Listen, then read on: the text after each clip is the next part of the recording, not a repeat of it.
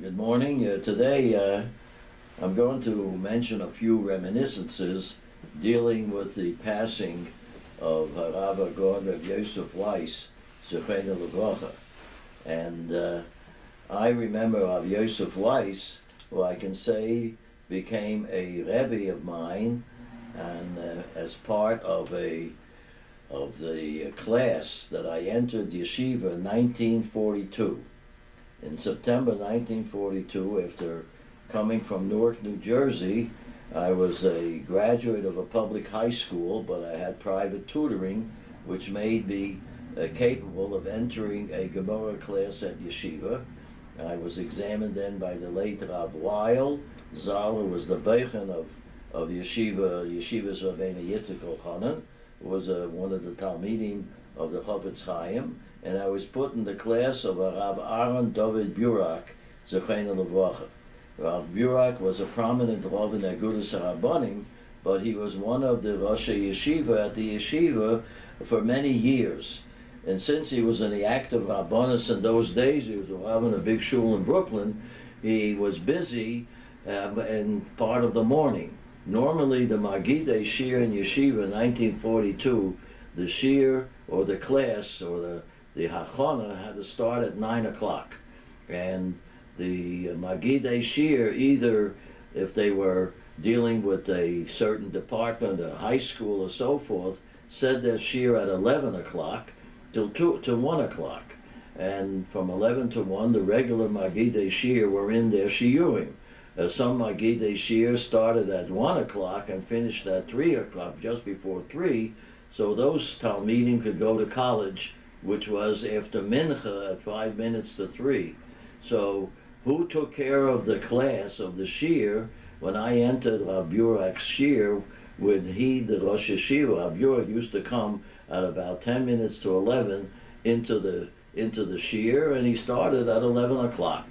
So there was a young man, a very thin young man called Rabbi Yosef Weiss. He had red hair, and we found out later in the yeshiva he had a nickname. They called him Red Weiss. That was the way they called him, in a friendly fashion, as being a yeshiva bocher. But he was extremely learned. He was already I would say, a first-class Talmid Chacham, a rising star in the world of Lomdus and of Torah and of teaching. And due to his accent, I noticed immediately that he had a European accent. It was a Hungarian accent, which was borne out by the fact that we know that he was born in Hungary. The background of his early life I don't know, but I'll just tell you a few things that I remember from that particular shir. And one incident later on when I was in the rabbinate and I attended a Rabbinical alumni conference, and he was one of the speakers. So let's talk about my experience in the shir. First of all, he stood there from 9 to 11. You had a shaila, a kasha in the Gemara. You went over to him and he explained it. At that time, he was very abrupt. That was his approach. The explanation, you had to get it the first time, and he had not broadened his derech v'hasbara. Where he was excellent, very good, is when it came before Pesach, he started to teach us a certain part of that shir in the morning, Kitzur Shulchan Aruch of Hilchas Pesach. But he explained every siman there, as you know, Kitzur Shulchan was not a kitzur. He gave a whole halachic background, and I learned a lot of things from that. One of the things that he told me personally later, because I was very interested in everything he had to say about a psak din, about the dinim of Pesach, he said the best place to get a gathering, so to speak, of poskim that will give you understanding of Hilchas Pesach is the Shulchan Aruch of the Balatanya, known as the Rav Shulchan Aruch, because the Rav takes all of the shitas that you find in the regular Shulchan Aruch between the Beis Yosef and the Ramah and the other Nosei Kelim, the commentaries, the Mogen Avram and the Taz, the Ber Heitev, whatever it is, and brings it all together and comes to a psak. So you get a whole feeling from the beginning to the end of the source and the application of the halacha and Hilchos Pesach. So that advice has served me all the many years that I've been in the rabbinate, teaching halacha or teaching anything having to do with any psak.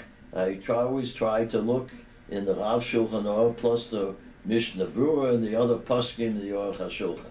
So that's one of the first things I learned from Rav Weiss. Now here's a personal incident that happened during that winter. This is 1942. It's already in the Second World War had started a year before, in December the 7th with Pearl Harbor. So now it was already in the winter. That winter was, I remember, very cold winter. Maybe it was seen colder to me because the yeshiva only had one building. The big Moorish building that is identified at that one time was the pride and glory of the yeshiva. Now it's one of many buildings. It's the oldest building there that was built there in Washington Heights. It's a building of stone, always was very cold there. So everything seemed to be colder than usual. And that was the year I entered the college, the first year in Yeshiva College. So one day at the shiur in the morning before Rabbi Yura came in, Rav Weiss said to me, this coming Sunday I have to be a Masada Kedushin at a wedding of a relative of mine in the Parkchester area of the Bronx. At that time, the Parkchester area of the Bronx was a fairly new development of the Metropolitan Life Insurance Company. It was considered very upscale, very segregated, very controlled as who could live there. Only people of more better income or had good backgrounds and whatever else was going on there, the Metropolitan Life Insurance Company controlled that. So he said he had a mishpacha there, that was somebody was getting married, and he wanted me to go there as a witness, an aide. He and I would be the Shomrei Shabbos aiding. So on that Sunday, it was a bitter cold afternoon or so, from towards evening. We didn't have a car or anything. We took a bus. We went down to 181st Street, and we took a bus across the Washington Bridge, not the George Washington, the Washington Bridge into the Bronx, and we had a change at a certain other place there in the Bronx. And it was a freezing night. First of all, you should understand, the lights were dimmed in all of the city of New York because it was wartime, and they called it the brownout. That it wasn't completely darkened like you have a blackout like they had in England during the Blitz and all other European countries that had the threat of a air raid from the German Luftwaffe. But America was on the alert, so they had the brownout, mainly that if a submarine, a German U-boat, was off the coast, if they would see a lot of lights on the shore, if a ship didn't have any lights, would be shown its background against the light, they would be able to torpedo it. But if you had less light, they couldn't see the silhouette of the ship beyond the light. So that was the reason. Even the subway lights outside, where you walked upstairs to elevated, were brown out. So everything was dim, dark, dreary, and cold. That's the way I remember that. So we were both together, and we come to the end of the place we're supposed to change to another. No bus shows up. So we see a taxi cab. So the Rabbi Weiss, hails a taxi, we get in, and then we told him where we're going. He drops us off someplace, but it's in the middle of nowhere. It was like a fake. He paid him. And then another taxi comes, it was like a plot, and picks us up, and then he took us. Finally, we got to Parkchester. So we come there, and then he was carrying a bag. Rabbi Weiss, I said, what do you have there? He said, what I'm carrying there is yayin mavushal. Because at that time, there was no such thing commercially to buy what was called yayin mavushal. It was the era before Kedem Wine and other companies, and that advertise today. You go to a wedding or a simcha, and their non-Jewish waiters are handing you the wine. You don't have a problem, because al pi din, if it's yayin mavushal, it's not subject to the din of stam yanim or yayin nesa. So he already taught me another din, that he took regular wine, it's his wine, he boiled it, it's Yaim Avushal, because the people involved were not Shermi Shabbos, Shermi Mitzvah. So I went there, we went into this crowded apartment. It was a very nice apartment, and I found out at that time, one of the people that was part of the family was a member of the New York Symphony Orchestra. That's the type of the people that lived there, musicians, professionals, and so forth. So it was Masada Kedushin. We didn't stay for anything after the wedding, we left. So this time we were told how to take which time we were not fooled. We took the buses back to the place where they switched the other bus, and we finally got back to the yeshiva.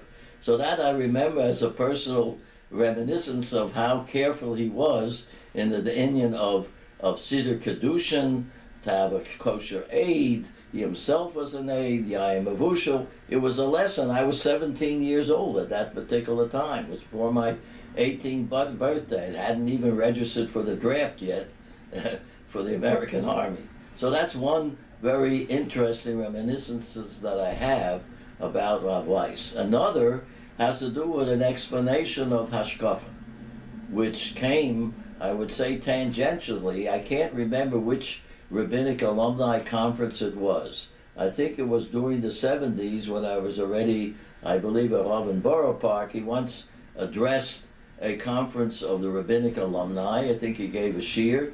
And then it was in Parshas, I think it was around Parshas Toldos, whether it was an alumni conference or an early conference. I can't remember which one it was. But when it says in the Torah that Yaakov Ish Tam Yoshev Oholim, so he brought up, why does it say Oholim? Why doesn't it say Yoshev Ohel? He sits in the tent. So normally we say, well, we disregard the whole description. We say Yaakov was the one who sat in the base medrash, and Esau was the Ish Soda, running around in the field. That was Esau, the hunter, out in the world. So Weiss said, maybe this is a remez of what we have at Yeshiva University. We have two tents. We have the tent of Torah, and the other Ohel, it might be the tent of a profession of some other business, that we combine both. So that's what he mentioned. I don't think he recalled to mention any commentator that said that, but I found in the Sforno, the Sforno says something very similar. The Sforno says, remarks there are two Ohelim. One Ohel was with the Beis HaMedrash, and the other Ohel, with Yaakov, what was his profession? He was a shepherd. He was involved in Mischur and in business or whatever it was. So he's not totally in the Beis Medrash, but he has a connection to the outside world. So that I heard that Dvar Torah from Rav Weiss, and I mentioned that. It is really a great loss for Yeshiva, all of the hundreds or maybe thousands of Talmidim that passed through his shiur and Yehudeya. We all lament that his loss, and may his memory be a reminder of a person who was a reflected person of Torah, of the practice of Yiddishkeit, and he was a model for the Talmidim of Yeshiva as a splendid Rosh Yeshiva.